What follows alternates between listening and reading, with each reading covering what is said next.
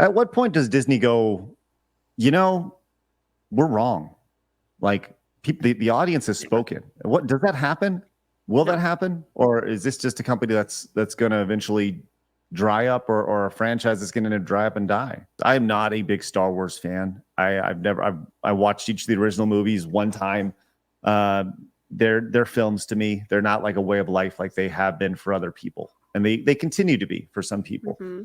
But I will say this, it is really interesting to watch the absolute destruction of a franchise from the outside.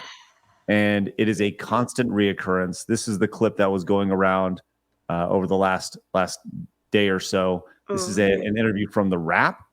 And we talked about this last night on Tuesday night's main event, but we'll go and watch this now. This is kind of one of the big things that's been passed around, and we'll get your reactions to this in just a second. Considerable. I want to ask you both, because this is, I would say, arguably the gayest Star Wars, I think, by a considerable margin. And are you excited about that? Are you bracing yourself? Star Wars. Not the It's pretty gay, let's be honest. Leslie, how do you feel? Am I gay? Yes. Well, no, I know you are gay, but I'm asking, are you excited about putting this, this is going to be a talking point. Is it going to be a talking point? I'm sure so. Because nerds are gay? Yeah. Well, some nerds are very not gay and are very threatened by. Well, that's true. But in my world, nerds are gay. Okay. Was this the fun element of it? No, I don't think so. And yet people have told me that it's the gayest Star Wars, and I frankly... You're offended? Into it. No. I think that's just... Can we... first off, love to get your thoughts on that, ladies. I hate her voice coming from me. Like, that laugh was just... That's the laugh of Harvey Weinstein's former assistant who knew everything going on, guys. Mm-hmm. That's all I'm saying about that laugh. That is an evil, evil laugh. I just hate how she's turning everything to about herself. Because I'm gay, right? Like, that's not even what the question is. Like, the question is about the show, but she just makes everything in that conversation like about herself. It's I don't know. I think that even if it was not about this exact issue, it's just a bad look for the show, because it's so obvious that it's her projecting herself into the show, because it's all about her. It's not even about the show. Lady Gravemaster. I'm the idea that these women are going to sit there and laugh as they burn something so many people loved to ashes, and they're going to laugh over it. And the fact that he had to, she's like, nerds are gay. Like, so you're pulling a very 80s bully stereotype out right there, that like nerds are lame, nerds are gay, right? And then he pipes in and says, actually, some aren't, and some are threatened.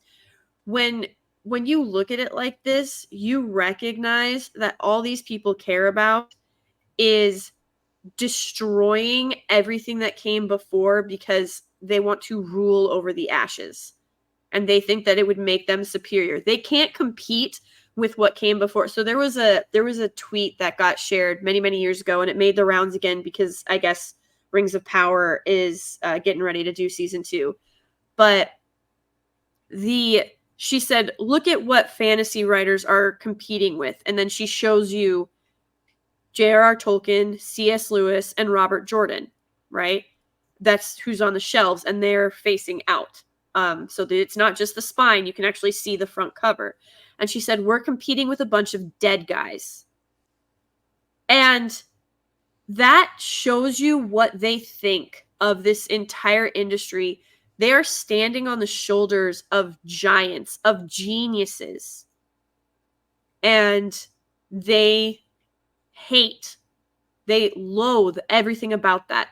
I made a tweet after I had watched the episodes twice because I hate myself. But I said, this isn't written by someone who has an appreciation or a love for Star Wars as it was created. She hates the fact that it was made by a man, and she could not create something from scratch that even comes close to what George was able to create. And so she is doing everything she can to chop it at its knees. That's what these people are doing. They want to, they can't build something to reach that level, so they would rather attempt to tear down the foundation that these IPs are and rule over the ashes and say, look, not only are we as good, we're better because we have hindsight and we have empathy and we have, we're not ists and phobes and we know better. And yeah, these IPs made us money and we came into these for the fame, the notoriety, and what they could do for our careers, because we couldn't possibly create something like Spielberg did or like Lucas did or Donner did with Superman or anything like that. They are literally showing themselves to be not only creatively bankrupt, but morally bankrupt, because they are willing to belittle, degrade, insult. I got told, oh yeah, there's my tweet. I got told that like I posted up like Halo did a pride tweet and I was like, why'd you turn off, like, comments are turned off, I wonder why. I was like, so stunning and brave. And like people were like, hey, you should probably go off yourself. And I was like, really? I didn't even say anything bad, but that's what these people are. They think that their rage and their wrath is morally justified. And it's just sickening to watch because as of right now, they're getting away with it. Well, the response has been not positive. And what's interesting about this is if you listen to what she says on this, if you listen to what she says, she doesn't even realize. She's like, people have told me that this is super gay, and I didn't realize it. Like, so listen to this. She doesn't even realize what she's doing. My world, nerds are gay. Okay. Was this the fun element of? No, I don't think so. And yet people have told me that it's the gayest Star Wars, and I frankly. Like, she didn't. It's like, people have told me this. It's like, if everybody's telling you something, why don't you listen? Into it. No. I think that Star Wars is so gay already. Okay. I mean, have you seen the fits? We'd be like, look how gay this is, and then send each other a reference. And are you telling me with a straight face that C-3PO is straight? They're a couple. That's what I think. But this is more outward. I think it's canon. They're Ooh. Yeah. Huh. Ask Filoni. Okay. So anyways, they're droids. And why would you go to Filoni? Why wouldn't you go to George Lucas? Like, this is what I'm talking about. Like, when KK made that comment, do you guys remember years ago, KK made the comment, like, we'd always be like, what would George do? Like, we would always, we'd ask her, like, he's alive. Go ask him. It's why are we thinking about droid sex? Like, why? Like, why? Dude, this is the same Disney that made Lando a pansexual because he wants to fuck a robot. That's right. That's right. It's just a I think Quarter Black said it, but it's essentially just a dildo with more steps. Well, all right. like that's literally what he said. I don't know if I just realized I probably shouldn't have said that word. No, you can say that. That's fine. But yeah, no, I'm pretty sure Quarter Black said it, and I was just like, I think that's true. Like, I cannot fault that logic. Like, it really, truly, it tracks. It makes more sense than anything in Disney Star Wars right now. That's for damn sure. Well, the response has been not warm to this interview. So much so that they actually hid Jeremy's reply yesterday. Star Wars is dead, as after he ratioed them. Went into they was so bad that he ratioed them. Then you see things like things from, who was this? Stephanie, My Nerdy Home, came in with the quote tweet with the can't hide that. It says they don't care about Star Wars. They just want to protect themselves and their lifestyle project themselves and their lifestyle into an existing IP. This is garbage. Actually, I think the best 2,000 response likes, to that right? was Anna, that Star Wars girl.